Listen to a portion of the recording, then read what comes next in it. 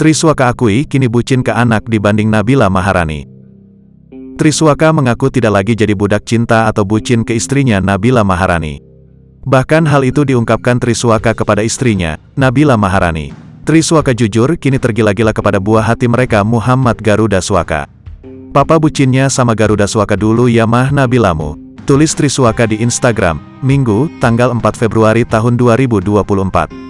Diketahui, istri Triswaka memang belum lama melahirkan seorang putra. Bayi mereka lahir di RSJIH Jogja pada Jumat, tanggal 2 Februari tahun 2024 lalu. Triswaka pun tak kuasa menahan rasa senangnya karena akhirnya resmi menjadi seorang ayah.